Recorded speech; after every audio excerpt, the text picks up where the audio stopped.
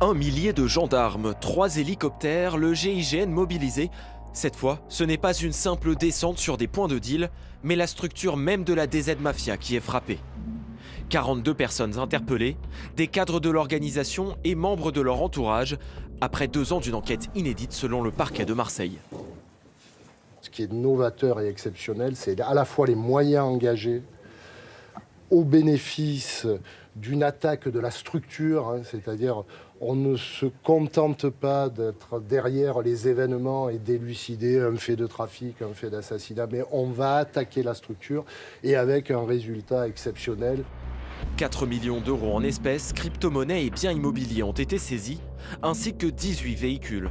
Mais la prise la plus précieuse de la trentaine d'enquêteurs mobilisés est la connaissance du fonctionnement d'une organisation criminelle opaque. Nous nous sommes fortement intéressés à l'écosystème.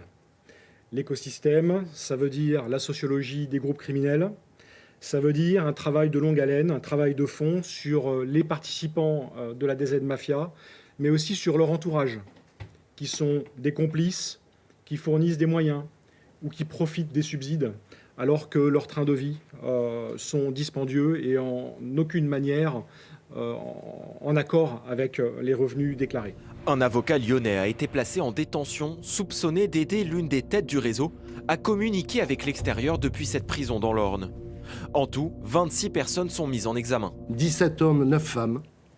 C'est assez intéressant, 9 femmes. Ce que nous subodorions déjà depuis quelques années démontre une véritable féminisation également du narcotrafic. Cette vague d'interpellation ne met pas un terme à cette procédure.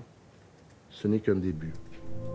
Le début d'une longue traque pour déchiffrer les réseaux de blanchiment de la DZ Mafia et arrêter ses cadres, parfois bien loin de la cité phocéenne.